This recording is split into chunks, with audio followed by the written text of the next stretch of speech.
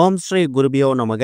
ஓம் ஸ்ரீ மகா பெரியவா சரணம். வரும் ஜூலை 17ஆம் தேதி வியாழக்கிழமை ஆடி மாதத்தோட முதல் நாள். இப்ப நாம சொல்லக்கூடிய இந்த பொருட்களை தண்ணீர்ல கலந்து நீங்க குளிக்கிறதால இந்த மாதம் முழுக்க உங்களுக்கு நல்லது மட்டுமே நடக்கும். பிறக்கக்கூடிய ஆடி மாதத்துல எக்கச்சக்கமான செல்வங்கள் தேடி வரும். அது என்னென்ன பொருட்கள், அதை எப்படி பயன்படுத்தணும்னு பார்க்கறதுக்கு முன்னாடி நம்மளோட வீடியோஸை இப்பதான் நீங்க ஃபர்ஸ்ட் டைம் பார்க்குறீங்கன்னா மறக்காம சப்ஸ்கிரைப் பண்ணிக்கோங்க. தொடர்ந்து இந்த மாதிரி அப்டேட் தெரிஞ்சுக்கிறதுக்கு பக்கத்தில் நோட்டிஃபிகேஷன் பெல்லை கிளிக் பண்ணி ஆல் அப்படிங்கிற செலக்ட் பண்ணிக்கோங்க. இப்போ ஆடி முதல் நாள் குளிக்கக்கூடிய தண்ணீரில் என்னென்ன பொருட்களை கலந்து குளிக்கணும் அப்படிங்கிற பற்றி தெளிவாக தெரிஞ்சுக்கலாம். வரும் வியாழக்கிழமை ஆடி மாதத்தோட முதல் நாள் பிறக்க போகுது. ஆடி மாதம் முழுவதும் வீட்டில் பக்தி மயம்தான். குறிப்பாக வீட்டில் இருக்கக்கூடிய பெண்கள் ஆடி வெள்ளி ஆடி செவ்வாய்களில் அம்மனுக்கு ரொம்ப ரொம்ப முக்கியத்துவம் கொடுத்து வழிபாடு நடத்துவாங்க. அந்த வரிசையில ஆடி மாதம் முதல் நாள் நம்ம வீட்டுக்குள்ள குலதெய்வத்தையும் அம்மனையும் எந்த மாதிரி அழைக்கிறது, எந்த மாதிரி பூஜை செய்யணும் அப்படிங்கிற மாதிரி எக்கச்சக்கமான சுலபமான வழிபாட்டு முறைகள் இருக்குது. ஆடி மாதத்தோட முதல் நாள் நீங்க அதிகாலை எழுந்து வீட்டில் இருக்கக்கூடிய பெண்கள் சுத்தபத்தமா குளிச்சுட்டு வீட்டை தொடச்சி பூஜை அறையை சுத்தம் பண்ணிக்கணும். பூஜை அறையில் இருக்கக்கூடிய எல்லா சுவாமி படங்களையும் கழுவி சுத்தப்படுத்தி பூக்களால் அலங்காரம் செஞ்சு வச்சுக்கணும். ஆடி முதல் நாள் அப்படிங்கிறதால வேப்பிலையை கொண்டு வந்து உங்க வீட்டோட நிலைவாசலை கட்டி தொங்க விடணும். பொதுவா ஆடி மாசம் அப்படின்னு சொன்னாலே எல்லா நாட்களும் கோவில்ல திருவிழாக்கள் தான். ஆடி மாதத்துல நம்ம ஒரு நாளும் செய்யக்கூடிய பூஜை முறைகள் நமக்கு இந்த மாதம் முழுக்க வரக்கூடிய எல்லா நாட்களையும் சிறப்பா மாற்றும். ஆடி முடிஞ்சு பிறக்கக்கூடிய ஆவணி மாதம் ஒரு சிறப்பான மாதமா பிறப்பதற்கான வழிவகையை நீங்களே ஏற்படுத்திக்கலாம். ஆடி மாதத்துல எல்லா கோவில்கள்லையும் வெகு விமர்சையா திருவிழாக்கள் நடக்கும். ஆடி செவ்வாய் ஆடி வெள்ளி இது மாதிரி நாட்கள்ல பக்தர்கள் அவங்க வேண்டின மாதிரியே பால் குடம் எடுக்கிறது, தீ மிதிக்கிறது, அபிஷேகங்கள் பண்றதுன்னு சொல்லி அவங்களோட வேண்டுதல் வழிபாட்டை நடத்துவாங்க. இந்த ஒரு மாதம் இறை வழிபாடு செய்யக்கூடிய பக்தர்களுக்கு ஒரு திருவிழா கோலம் தான். தினம் தினம் நீங்க ஒரு முறையான பூஜைகளை செஞ்சு ஒரு முறையா நீங்க வழிபாடு நடத்தலாம்.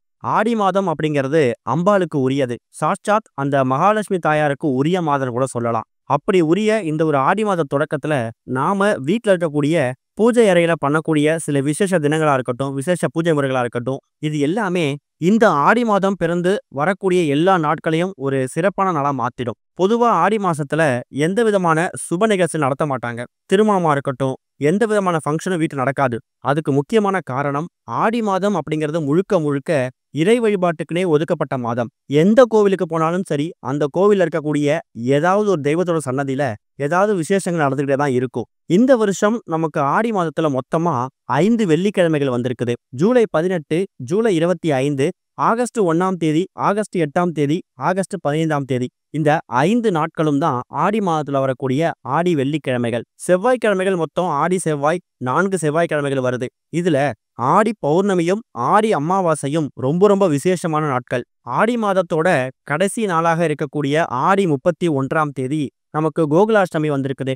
இப்படி இந்த ஆடி மாதத்துல வழிபடுறதுக்கான பல நாட்கள் இருக்கக்கூடிய இந்த சுச்சுவேஷன்ல பிறந்திருக்கக்கூடிய இந்த ஆடி மாதத்தோட முதல் நாள் உங்க வீட்டோட நிலைவாசல்ல சின்னதா ஒரு சொம்பு தண்ணீரை பிடிச்சு வச்சு அதுல மஞ்சள் தூள், வேப்பிலை, ஏலக்காய் இது எல்லாத்தையும் போட்டு நீங்க வச்சீங்கன்னா குலதெய்வமும் மகாலட்சுமி தாயாரும் மாரியம்மன் மகமாயி இவங்க எல்லாருமே உங்க வீட்டுக்குள்ள வந்து ஐக்கியமாவாங்க. அது மூலயமா ஆடி மாதம் முழுக்க நல்லது மட்டுமே நடக்கும். இது போக பிறந்திருக்கக்கூடிய இந்த ஆடி மாதத்தோட முதல் நாள் வியாழக்கிழமை ஜூலை 17ஆம் தேதி குளிக்கக்கூடிய தண்ணீர்ல இப்ப நாம சொல்லக்கூடிய பொருட்களை கலந்து நீங்க குளிக்கிறதால இந்த மாதம் முழுக்க உங்களுக்கு நல்லது மட்டுமே நடக்கும். அதுல எல்லா பொருட்களும் முக்கியமான பொருட்கள் தான். இதுல சில பொருட்கள் விடுபட்டிருக்கலாம், சில பொருட்கள் இல்லாம கூட இருக்கலாம். எந்தெந்த பொருட்கள் இருக்குதோ அதை மட்டும் பயன்படுத்திக்கோங்க. அதுல முதல் முக்கியமான பொருள் என்ன அப்படின்னா வேப்பிலை. ஆடி மாதத்துல வேப்பிலைக்கு நம்ம முக்கியத்துவம் கொடுத்தே ஆகணும். வீட்டு வாசல்ல வேப்பிலையை கட்டி தொங்க விடலாம். எல்லா கோவில்கள்லையும் வேப்பிலை தோரணங்களை கட்டி வெகு விமர்சையா திருவிழாக்கள் நடத்துவாங்க. வேப்பிலை இருக்கக்கூடிய இடத்துல கெட்ட சக்திகள் இருக்கவே இருக்காது, தோஷங்களை நீக்கிடுமா. பல மருத்துவ குணம் நிறைந்த வேப்பிலைய பல மகத்துவத்துக்காகவும் பயன்படுத்துவாங்க. அதனால ஒரே ஒரு கொத்து வேப்பிலைய நீங்க பறிச்சு வந்து வச்சுக்கோங்க. அடுத்ததா ஒரே ஒரு சிட்டிகை கல்லுப்பு. கல்லுப்பு அப்படிங்கிறது மகாலட்சுமி தாயார் வாசம் செய்யக்கூடிய ஒரு அற்புதமான ஒரு பொருள். அடுத்ததா மஞ்சள் தூள். மஞ்சள் தூள் அப்படிங்கிறது மங்களகரத்தோட மறு உருவம். எல்லா கோவில்கள்லையும் மஞ்சளுக்கு முக்கியத்துவம் கொடுப்பாங்க. மகாலட்சுமி தாயாரோட மறு உருவமாக இருக்கக்கூடிய இந்த ஒரு மஞ்சள் தூள் இருக்குல்ல, அதை ஒரு ஸ்பூன் போட்டுக்கோங்க. அடுத்ததா ஒரே ஒரு துண்டு ஏலக்காய். பணவசியம் ஜனவசியம் ரெண்டுத்துக்கும் பயன்படுத்தக்கூடிய அற்புதமான ஒரு பொருள் ஏலக்காய். அந்த ஒரு ஏலக்காயை ஒரே ஒரு துண்டு போட்டுக்கோங்க. கிராம்பு அப்படிங்கிறதும் மகாலட்சுமி தாயார் வாசம் செய்யக்கூடிய ஒரு பொருள்.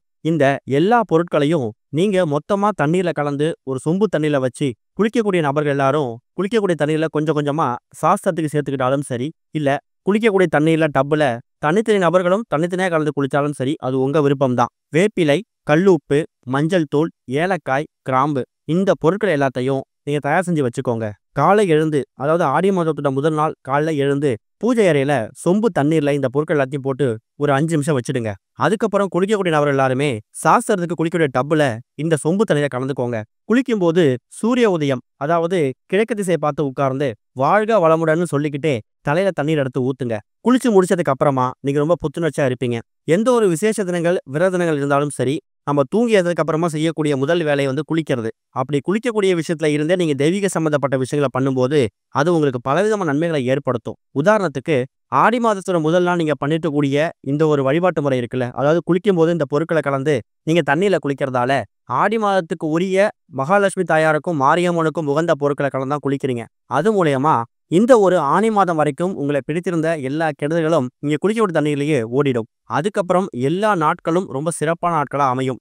ஆடி மாதத்துல ஒரு நாட்களும் நீங்க செய்யக்கூடிய பூஜை முறைகள் எதுவுமே தடையில்லாம ஒழுங்கா சீரா நடக்கும். குளிக்கக்கூடிய தண்ணீர்ல என்ன மாற்றம் வந்துட போகுது? தினமும் குளிக்கக்கூடிய தண்ணீர் தானே நீங்க வந்து சாதாரண நினைக்கலாம். ஆனா ஆடி மாதம் அப்படிங்கிறது சாதாரண விஷயம் கிடையாது. தெய்வீக சம்பந்தப்பட்ட விஷயங்களுக்கு முக்கியத்துவம் கொடுக்கக்கூடிய இந்த மாதங்கள்ல நீங்க மாதத்தோட முதல் நாள் ஆரம்பிக்கக்கூடிய அந்த குளிக்கக்கூடிய விஷயத்துல இருந்தே தெய்வீக சம்பந்தப்பட்ட விஷயங்களை பண்ணும்போது மற்ற ஆடி மாதங்கள் மாதிரி இல்லாம இந்த ஒரு ஆடி மாதத்துல நீங்க என்ன நினைக்கிறீங்களோ அது கண்டிப்பா கிடைக்கும். அதே மாதிரி குளிச்சு முடிச்சதுக்கு அப்புறமா ஆடி முதல் நாள் நீங்க பூஜையை ஆரம்பிச்சிடுங்க.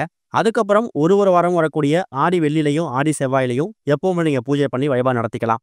ஆடி மாதத்துல குலதெய்வ வழிபாடு அப்படிங்கிறது ரொம்ப முக்கியம். வீட்டோட நிலைவாசல்ல சொம்பு தண்ணீர்ல வேப்பிலை, மஞ்சள் தூள், கிராம்பு, ஏலக்காய் எல்லாம் போட்டு வைக்க சொன்னோம்ல, அதை தினமும் மாத்தணும். பழைய ஏலக்காய், பழைய கிராம்பு இது எல்லாத்தையும் தண்ணியில விட்டுட்டு மறுபடியும் அடுத்த நாள் இதே மாதிரி தயார் செய்து நீங்க வீட்டோட நிலைவாசல்ல வைக்கணும். ஆடி மாதத்துல வரக்கூடிய 31 நாட்களும் இதை ஃபாலோ பண்ணுங்க.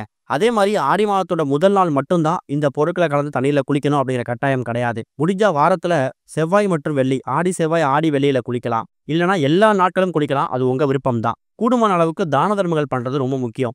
ஆடி மாதத்துல எல்லா கோவில்கள்லயும் விசேஷங்கள், திருவிழாக்கள் நடக்கும்ல, அந்த நேரத்துக்கு கோவிலுக்கு போயிட்டு உங்களால முடிஞ்ச அளவுக்கு சர்க்கரை பொங்கல், சுண்டல், கேசரி இதெல்லாம் தயார் செஞ்சு கோவிலுக்கு வரக்கூடிய பக்தர்களுக்கு, குறிப்பா மாரியம்மன் மகமாயி கோயிலுக்கு வரக்கூடியவங்களுக்கு கொடுங்க.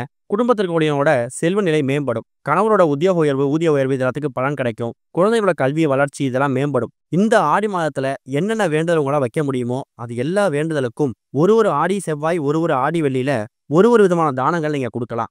அது கூடவே பிறக்கக்கூடிய இந்த ஆடி மாதத்தை நீங்க நல்ல விதமா வரவேற்கணும். இந்த ஆடி மாதம் இந்த 31 நாட்களும் சிறப்பான மாதமா, சிறப்பான நாட்களா அமையணும். மாதம் முழுக்க பணவரவு ஏற்படணும் அப்படின்னா இந்த பொருட்களை கலந்து தண்ணீர்ல குளிச்சுட்டு ஆடி மாதத்தை வரவேற்கிறதுக்கு தயாரா இருங்க. நீங்க நினைக்கக்கூடிய எல்லா விஷயங்களும் கூடிய சீக்கிரம் கைகூடி வரும். நம்பிக்கையோட செய்யக்கூடிய எந்த ஒரு இறை வழிபாட்டு விஷயமா இருந்தாலும் கண்டிப்பா அதுக்கு நிச்சய பலன் உண்டு. குளிச்சு முடிச்சதுக்கு அப்புறமா அதுல இருக்கக்கூடிய அந்த வேப்பிலை, ஏலக்காய், கிராம்பு இது எல்லாத்தையும் நீங்க தண்ணீர்ல இல்ல கால்படாத இடத்துல செடி கொடிகளோட போட்டுக்கலாம். ஓம் ஸ்ரீ குருபியோ நமக. ஓம் ஸ்ரீ மகா பெரியவா சரணம்.